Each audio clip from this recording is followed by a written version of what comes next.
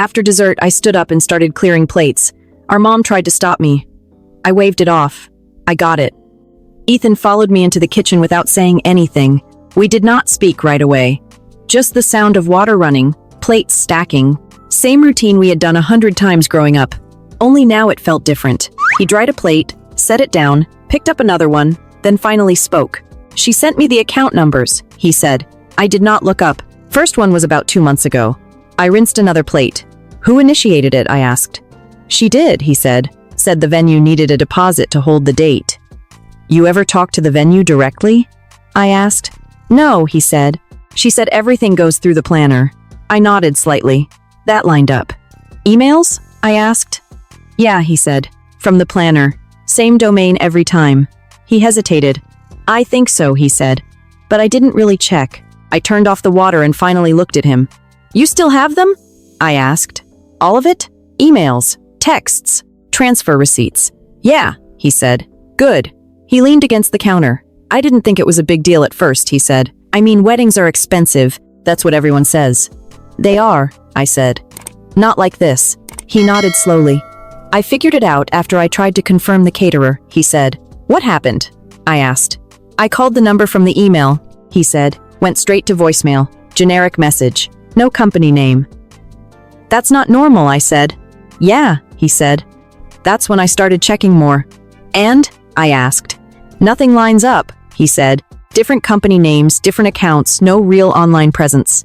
He let out a breath. I should have stopped right there. "You didn't," I said. "No," he admitted. "Because she kept saying we'd lose everything if I didn't move fast." There it was again. Speed, pressure, no verification. I dried my hands and leaned back against the counter. "Did you ever ask her why none of this matched?" I asked. "I tried," he said. She flipped it on me. "How?" I asked. "Said I didn't trust her," he said. "Said I was making it stressful for everyone. Said this is why she was helping in the first place." I nodded. Classic. Make the question the problem, not the situation. "She ever explained the multiple accounts?" I asked. She said vendors use different entities for taxes. I almost laughed. "Did that sound right to you?" I asked. "No," he said, "but I didn't know enough to argue it." That part made sense. He was not stupid. He just was not trained to look at this kind of thing. I was, and the pattern was getting clearer. "How many total transfers?" I asked. 3, he said. 18, then 4. "What was the third?" 6. I did the math in my head. Different accounts every time. "Yeah," he said, answering before I asked. "Same person sending the instructions." "Angela?" He nodded. That mattered, not the planner, not some random contact. "Angela, did she ever put anything in writing herself?" I asked. "Texts," he said. "Mostly instructions. Send it here, use this name, stuff like that." "Forward me everything," I said. He hesitated. "You think this is fraud?" he asked. I did not answer right away. Not because I did not know.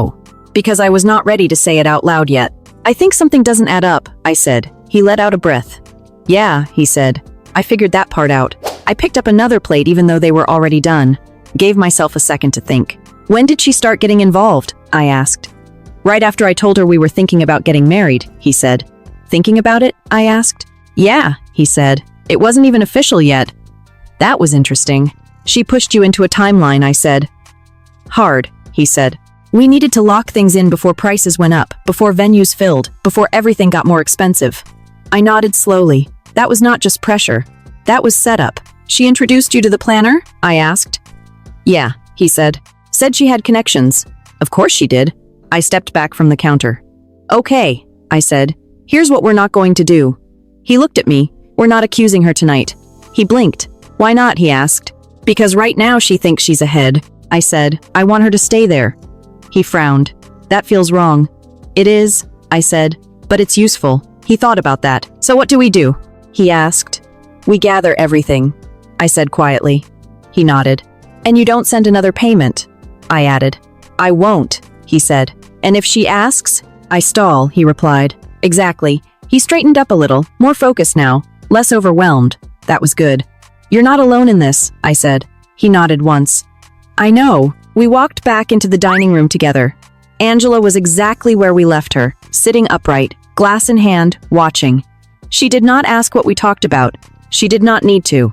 She was reading the room, reading us, trying to figure out where things stood.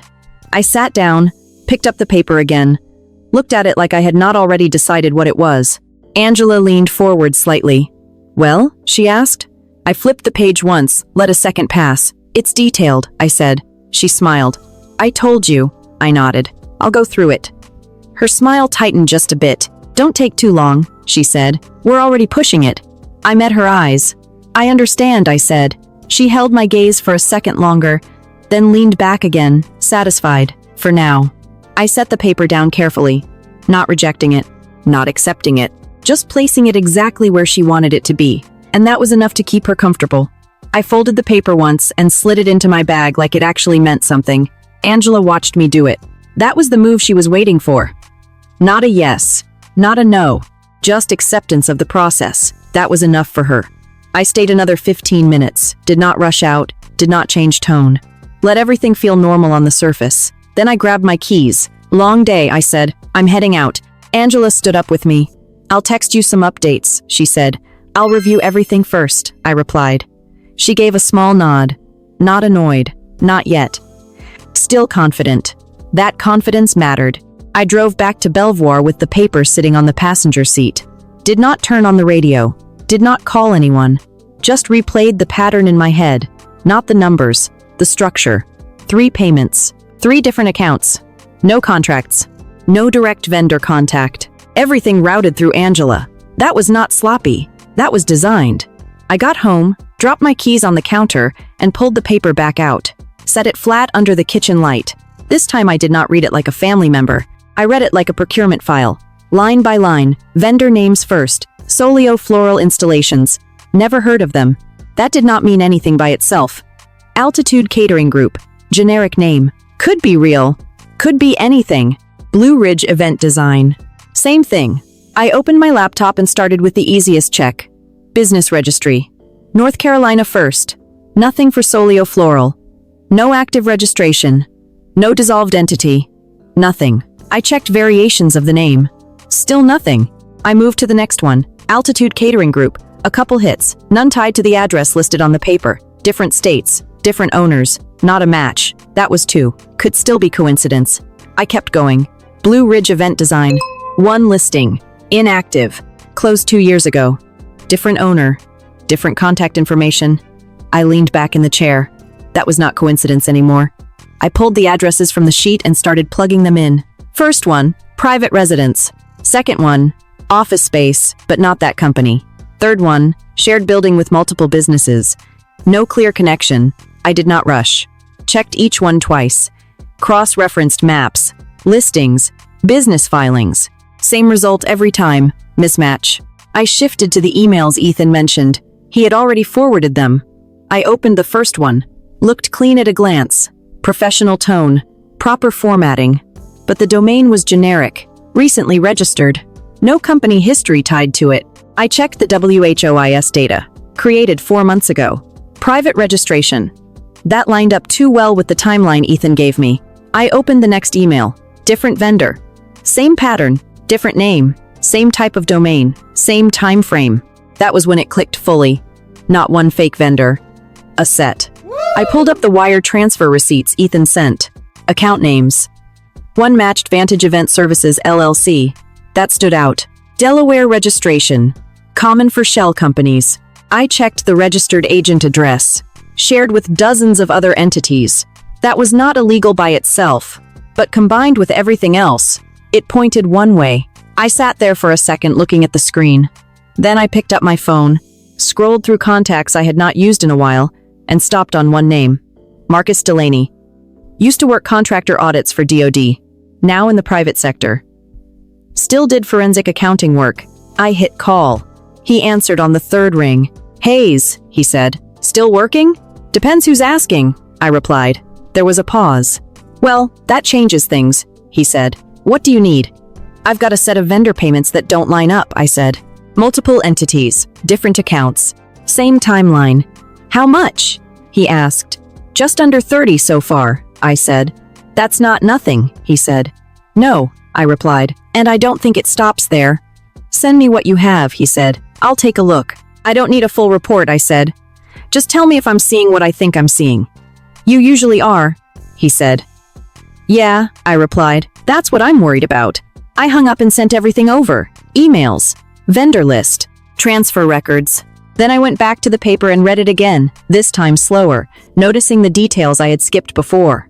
The numbers. Some were too clean, rounded where real quotes usually had odd figures. Some were too specific, like they had been pulled from somewhere else and dropped in. I grabbed a notebook and started writing it out. Vendor to account to email to address. Built it like a chain. Then I stepped back and looked at it. 3 separate paths, all ending the same way. No real endpoint. Just accounts.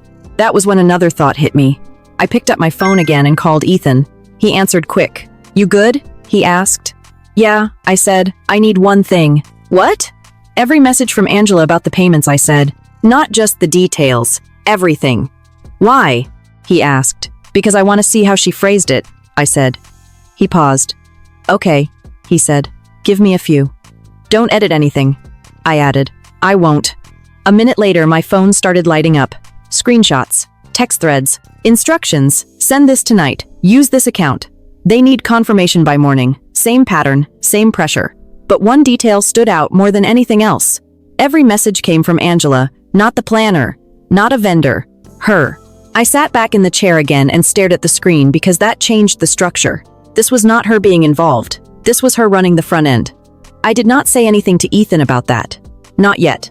I just sent one message back. Got it. Then I put the phone down and looked at the paper one more time. Same numbers, same layout. But now it looked different. Not like a plan, like a script. And Angela was the one reading it. I set my phone face down and let the room go quiet for a minute. Then it buzzed. Angela, of course. You had a chance to look at everything? No greeting, no lead-in, straight to it. I did not answer right away. Let it sit. Then another message came in. Some of these vendors are holding dates for us. We can't keep them waiting. There it was again. Urgency. Not information, not transparency, just pressure. I typed back. Going through it now. 3 dots appeared almost immediately. I can walk you through it if you want. I leaned back in the chair. She was not offering help. She was trying to control the conversation. I'll reach out if I have questions. A few seconds passed. Then, okay, just don't overthink it. I almost smiled at that. Too late. That ship had sailed the second she slid that paper across the table. I set the phone down and went back to the notebook. Vendor names, accounts, emails, same pattern repeating. But something else started to stand out. The timing. Each payment Ethan made came right after a message from Angela. Not the planner, not a vendor. Angela always framed it the same way. We need to secure this now. They won't hold it. This is standard. Not once did she say, let me connect you directly. Not once did she step out of the middle. That was not helping. That was control. My phone buzzed again. Ethan. She's texting me too, he said. What's she saying? I asked. Same thing, he replied. Asking if you reviewed it. Asking when we can move forward. I nodded even though he could not see me. What did you say? That you're looking at it. Good, I replied. There was a pause. You think she knows? He asked. No, I said. If she did, this would look different. How? He asked. She'd slow down, I said, or disappear, not push harder. He let that sink in. So what do I do? He asked. You stay consistent, I said. No new information, no decisions, just keep it neutral. Okay. And Ethan? Yeah? If she asks for another payment, I don't send it, he cut in. Exactly. Another pause. She's not going to like that, he said. That's fine, I replied. He did not sound convinced. She's already asking why I haven't responded faster, he said. Then let her ask, I said. Silence on the line. He was feeling it now. The shift from passive to active, from going along to holding ground. It is not comfortable, especially with someone like Angela. I don't want this to turn into a whole thing, he said. It already is, I replied. That landed. He did not argue. I'll send you anything else she says, he said. Do that, I replied. We hung up. I stood up, stretched, and walked over to the window. Lights from the parking lot, quiet street, nothing unusual, everything normal on the outside, same as that dinner table. I picked up my phone again and scrolled through the messages Angela had sent me. There was a pattern there too, not just urgency. Tone. She was not asking, she was assuming. We're moving forward with this. This is what we're doing. This is the right decision. Every message carried the same underlying message. This is already decided. You just need to catch up. That works on most people. It works on people who want to avoid conflict. It works on people who trust the person saying it. It works on people who do not know what to look for. It did not work here. Another message came in. Angela again. This is important to Ethan. I hope you understand that. I stared at that for a second. There it was. The shift from logistics to emotion, from process to guilt. I typed back, I do. That was it. No extra words. No engagement. A minute later, he's really happy about this. I read it, then closed the message without responding because that was not about Ethan. That was about positioning. Make it about him, so any pushback looks like you are hurting him. I had seen that before. Different context. Same tactic. I went back to the notebook and added another column. Message timing. Lined up each transfer with each message. The pattern tightened even more.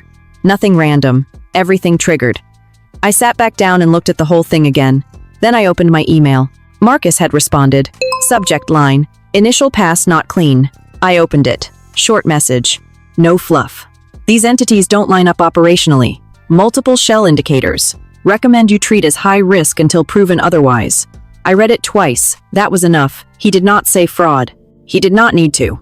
I leaned back in the chair again, closed my eyes for a second, then opened them, and looked at the paper sitting on the table. Same numbers. Same clean layout. But now it was not even pretending anymore. This was not a wedding plan. It was a funnel, and Angela was standing at the top of it. My phone buzzed again. Ethan. She wants to meet, he said. When? Saturday, he replied, with the planner. I did not answer right away. Downtown Greenville, he added. Office space. She already booked it. I nodded slowly. Of course she had. Set the stage. Control the environment. Control the narrative. What do you want me to say? He asked. I looked back at the notebook, at the pattern, at the names, at the accounts, then back at the message. Tell her we'll be there, I said. I stared at the message a few seconds longer than I needed to, then set the phone down and went back to the email. Marcus did not write long messages. If he said something was not clean, it was not clean. I called him back. He picked up on the first ring this time. You see it? He asked. I see enough. I said. You're not dealing with normal vendors, he replied. That's the short version. Give me the longer one, I said. I could hear him shift on the other end, probably pulling something up. These entities are structured to move money, not deliver services, he said. They exist just long enough to take payments. Then they go quiet or change form. One? Or how many? I asked. Hard to say without digging deeper, he said. But I've seen this pattern before. Weddings, events, construction deposits, same playbook. I leaned back in the chair. And the names? I asked. Recycled or fabricated, he said. Doesn't matter. What matters is the flow. That's what I thought, I said. There was a short pause. Who's running point on your end? He asked. That was the question. I did not answer right away. Someone close, I said. He did not push. Then you already know the hard part, he said. Yeah, I did. Can you trace where the money actually landed? I asked. Eventually, he said. Not instantly. These setups are layered. But the more data you have, the easier it gets. I'll send you everything else tonight, I said. Do that, he replied. And Lauren? Yeah? Don't tip them off too early, he said. People like this adjust fast when they feel pressure. I know, I said. We hung up. I sat there for a minute. Same chair, same table, same quiet apartment. Different situation now. Because this was not just a bad decision. This was not Ethan being careless. This was structured, deliberate. And Angela was in the middle of it. I picked up my phone again and opened the text thread between her and Ethan, scrolled all the way back. First message about the wedding. Let me help you with this. Simple. Harmless on the surface. Then, I know people who can make this easier. Then, you don't want to mess this up by trying to do it yourself. I kept scrolling.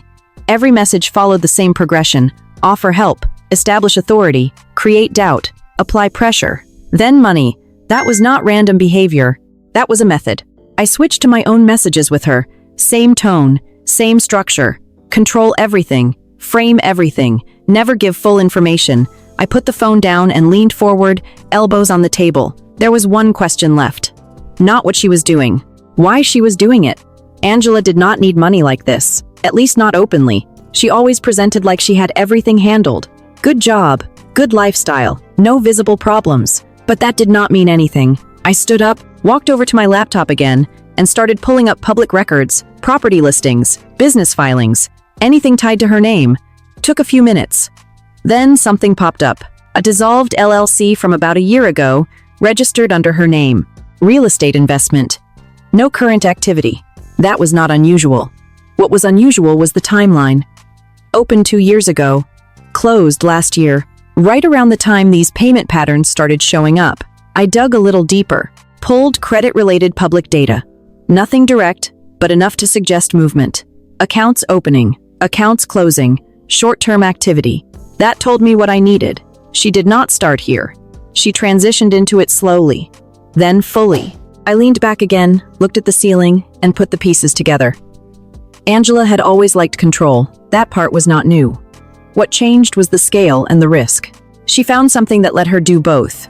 Control people and move money. And she brought it into the family. That was the part that landed. Not the scam, not the money, the choice. She chose Ethan. Not a random person. Not someone she met once. Her own brother. I picked up my phone and called him. He answered quick. Yeah? I need to ask you something, I said. Okay. When she first got involved, did she ever mention needing help herself? I asked. He paused. Not directly, he said. Why? Think, I said. He was quiet for a few seconds. Actually, yeah, he said. She had something go bad last year. Some investment thing. What kind? I asked. Real estate, he said. She didn't go into detail. Just said it didn't work out. I nodded. That was around when she started pushing harder on the wedding, he added. That lined up perfectly. Did she ever ask you for money directly? I asked. No, he said. Not like that. It was always tied to something. Vendors. Deposits. Exactly. Cleaner that way. Less obvious. All right, I said. What? He asked. Nothing yet, I replied. Just confirming something. He did not push. He did not want to know more than he already did. That was fine. I ended the call and sat there again. Same conclusion. Different angle. Angela was not caught in something. She was using it. And she was comfortable doing it. That part mattered more than anything else because it meant she would not stop on her own. Not because it was wrong. Only if it stopped working. I looked over at the folder I had started building. Still thin. Notes. Screenshots. Email printouts. Not enough yet, but enough to see where this was going. I stood up and walked over to my bag, pulled out the original paper again, and set it down next to everything else. Same clean layout. Same perfect presentation. But now it read different. Not like a plan, like a script someone had already run before and expected to run again. I pulled a clean folder from my bag and set it flat on the table. Not the one I used for work. Not official. Just plain. Neutral. Nothing that stood out. That was the point. I started organizing everything. Not randomly, not emotionally, structured. Same way I would review procurement files. Left side, vendor names from the plan.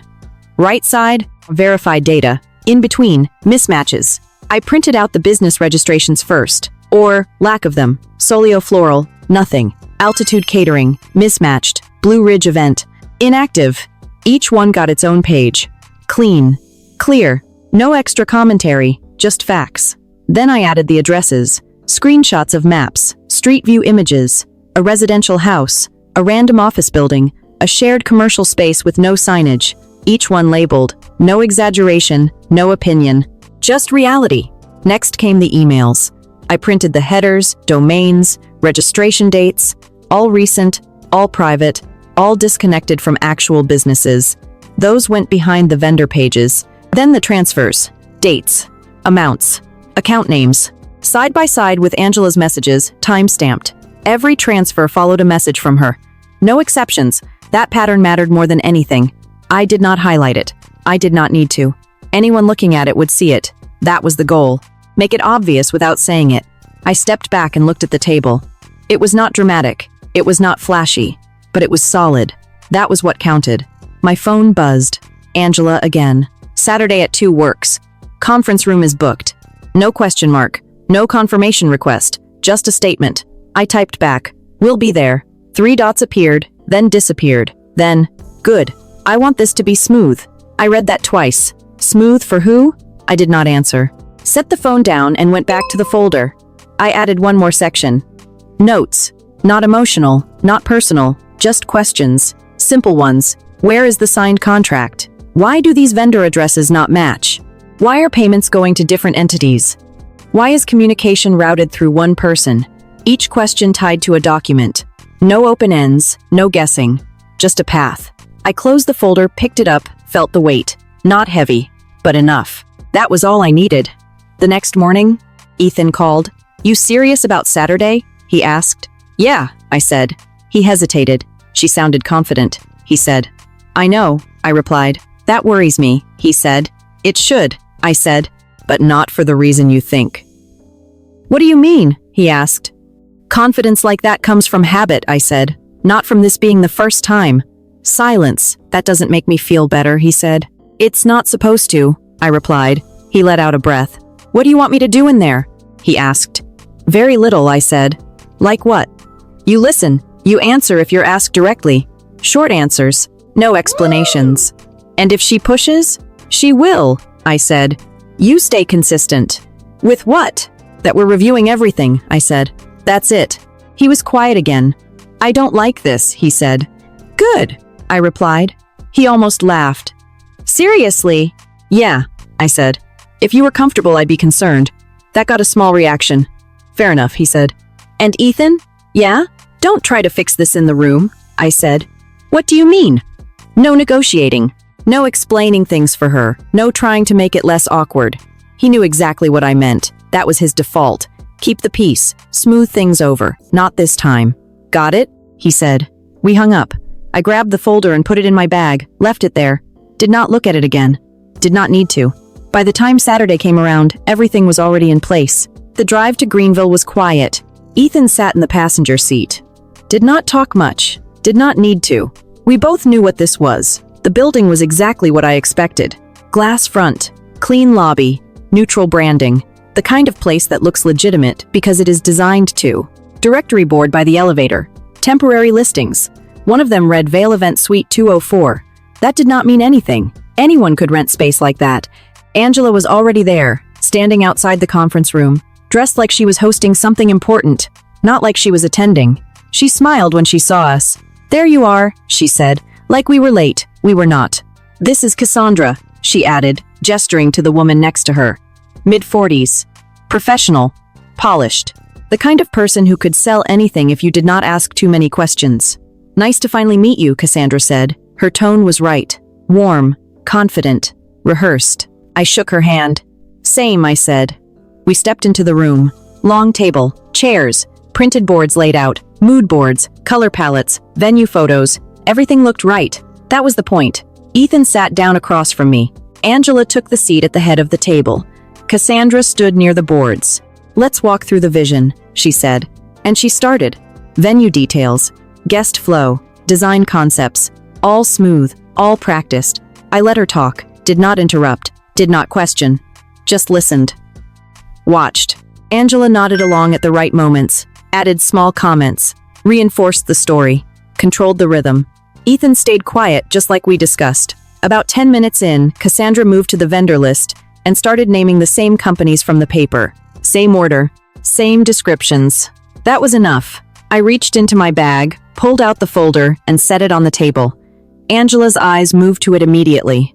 Not panicked, curious, still confident. She thought she knew what was coming. She did not.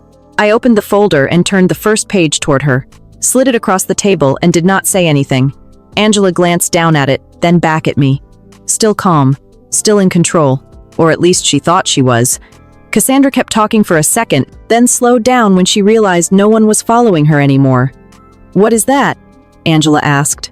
Her tone had not changed yet, not defensive, just irritated. "Vendor verification," I said. Short, neutral. I tapped the page once. "Solio floral installations," I said. "You listed them as handling all floral work." Angela leaned forward slightly. "Yes," she said. "They're one of the best." I nodded. "Can you point me to their business registration?" I asked. She did not answer right away. Cassandra stepped in. "They're a private vendor," she said smoothly. "They don't always show up in public listings." I turned the page and set down a printed screenshot. "North Carolina Business Registry," I said. "No active or inactive entity under that name." I did not raise my voice, did not push, just placed it there. Angela looked at it, then at Cassandra. Cassandra's smile tightened just a bit. Some vendors operate under different legal names, she said. Then what's the legal name? I asked. No answer. I flipped to the next page. Altitude Catering Group, I said, listed with a contact number. I slid the second sheet forward. That number routes to a Google Voice account created 4 months ago. No business listing tied to it. Angela's posture shifted. Not much. Just enough. This is getting a little excessive, she said. You're overanalyzing it. I looked at her. No, I said. I'm analyzing it. That landed. I moved to the next page. Blue Ridge Event Design, I said. Registered business. Inactive. Closed 2 years ago. I tapped the address. This location is currently a shared office building with no record of this company operating there. Silence. Cassandra stepped back slightly. Just a step, but it was noticeable. Angela leaned back into her chair and crossed her arms. That was new. This is how high-end vendors operate, she said. They don't advertise like regular businesses. I nodded once. Then let's talk about the payments, I said. That was the shift. I pulled out the transfer records and lined them up. 3 payments, I said. 3 different entities. I pointed to the first. Vantage Event Services, LLC, I said. I slid over the next page. Registered in Delaware. Registered agent address shared with over 40 other companies. Angela did not touch the paper, did not look at it long. She looked at me instead. You went through all this? She asked. Yes, I said. Why? That was the question she wanted, not the documents. The motive. Because it didn't make sense, I said. She shook her head slightly. You're making this more complicated than it is, she said. No, I replied. It's already complicated. I slid another page forward. This is the second payment, I said. Different company. Same pattern. Then another. Third payment. Same thing. I looked at her. Every transfer follows a message from you. That was the line. That was where it stopped being abstract. Angela's jaw tightened. Cassandra did not say anything now. She was out. Angela leaned forward. You're twisting this, she said. I shook my head. I'm mapping it, I said. I tapped the timeline I had printed. Messages, then transfers, every time, no exceptions. Ethan shifted in his chair, did not speak, did not need to. Angela turned toward him. You really think I'd do something like this? She asked. That was fast. Straight to emotion. Ethan did not answer. He looked at the table, then at the papers, then back at her. I don't know what to think, he said. That was honest. That mattered more than anything else he could have said. Angela looked back at me. This is ridiculous, she said. You're trying to turn this into something it's not. I slid one more page forward. This email domain was registered 4 months ago, I said. Same timeline as the first payment. I looked at Cassandra. You want to explain that? I asked. Cassandra opened her mouth, closed it, then stepped back again. Another small move, but enough. Angela noticed it. That was the first real crack. You don't understand how these networks operate, Angela said quickly. They use different channels for privacy. Angela, I said. I did not raise my voice, did not interrupt harshly, just said her name and stopped. She looked at me, really looked this time, not reading, not managing, just looking. I'm not guessing, I said. I'm showing you what's already there. Silence. I let it sit, did not fill it, did not push. That was important, because now it was not about me convincing her. It was about her realizing she could not control it anymore. Ethan leaned back in his chair, slow, like something had just settled. Angela's eyes moved back to the papers, then to the folder, then back to me. You went behind my back, she said. That was her angle now. Betrayal, not fraud. I did not react. I looked at what you asked us to commit to, I said. That's not the same thing. That's not the same thing, she snapped. It is, I replied. Another silence. Cassandra picked up her bag. I think I'm going to step out, she said quietly. No one stopped her. She walked out of the room without another word. The door closed. Now it was just us. Angela did not move for a second. Then she laughed. Short, dry. You really think you figured something out here? She said. I did not answer. Did not need to. Because at that point, it was not about what I thought. It was about what she could not explain. And she knew it. I closed the folder and did not rush to fill the silence. Angela did not speak either. For the first time since this started, she did not have a line ready. That told me more than anything she had said before. Ethan leaned forward slightly, elbows on the table, staring at the pages like he was seeing everything clearly. For the first time, no denial, no confusion, Just quiet processing. I picked up one of the papers and tapped it lightly. This isn't about the money, I said. Angela let out a short breath. Of course it is, she replied. That's all you've been talking about. I shook my head. No, I said. The money just made it obvious. She frowned. That doesn't even make sense. It does, I replied. Because if this was smaller, if the numbers were lower, it probably would have kept going. That landed. She did not interrupt. So let's call it what it is, I continued. This wasn't a misunderstanding. This wasn't bad planning. I let a second pass. This was controlled. Ethan shifted in his chair again. Angela looked at him, then back at me. You're overreaching, she said. No, I replied. I'm being specific. I leaned forward just a little. Every decision went through you. Every payment, every contact, every deadline. She did not respond. You didn't just help, I added. You positioned yourself between him and everything else. That's what support looks like, she shot back. No, I said. That's what control looks like. Silence again. Angela's jaw tightened. Ethan looked down at his hands. I did not push harder. Did not need to. Because this part was not about proving anything anymore. It was about making it clear. Not just for them. For anyone who had ever been in a situation like this. You know what the problem is with this kind of setup? I said. Angela did not answer. It works, I continued. That got her attention. I nodded once. It works on people who trust you. It works on people who don't want conflict. It works on people who assume you wouldn't put them in a bad position. Ethan exhaled slowly. Angela looked at him again. This time there was something else in her expression. Not control. Not confidence. Calculation.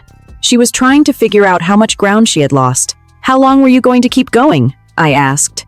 She did not answer. That's not a rhetorical question, I said. Still nothing. Ethan finally spoke. Was there even a real venue, he asked. Angela looked at him. Did not blink. It was being arranged, she said. That was not an answer. He knew it. You told me it was locked in, he said. I said we had priority, she replied. That's not the same thing, he said. No, she agreed. It's not. That was the first honest thing she had said. I sat back in my chair. Let the conversation move without me for a second. Ethan was not looking at me anymore. He was looking at her. That mattered. Because now it was not me versus Angela. It was reality versus whatever she had been presenting. I need to ask you something, Ethan said. Angela did not respond right away. Then she nodded. Okay. Why didn't you just tell me what was going on? He asked. That question was simple. But it cut deeper than anything I had said. Angela held his Hase, then looked down at the table. I was trying to make it work, she said. For who? He asked. She did not answer. That was the answer. I let out a slow breath. This is the part people don't talk about, I said. Neither of them looked at me. That manipulation doesn't always come from strangers, I continued. It comes from people you already trust. Angela did not argue, did not interrupt. That's what makes it effective, I said. You don't question it the same way. Ethan leaned back in his chair and ran a hand over his face. Yeah, he said quietly. That tracks. I looked at him. You didn't do anything wrong, I said. He shook his head. No, I did, he replied. I ignored it when it didn't make sense. That's not the same thing, I said. He did not argue, just sat there with it. Angela stood up slowly, not dramatic, just done sitting. I'm not going to sit here and get interrogated, she said. No one's interrogating you, I replied. She looked at me. That's exactly what this is, she said. I shook my head. No, I said. This is what happens when things don't add up. She picked up her bag. I tried to help, she said. That's not what this was, Ethan said. She paused just for a second, then looked at him. Something shifted again. Not anger, not defensiveness, something quieter. But it did not stay long. She turned and walked toward the door, did not slam it. Did not say anything else, just left. The room went quiet again. Ethan sat there for a moment, then leaned forward, elbows on the table. I didn't see it, he said. I know, I replied. I should have, he added.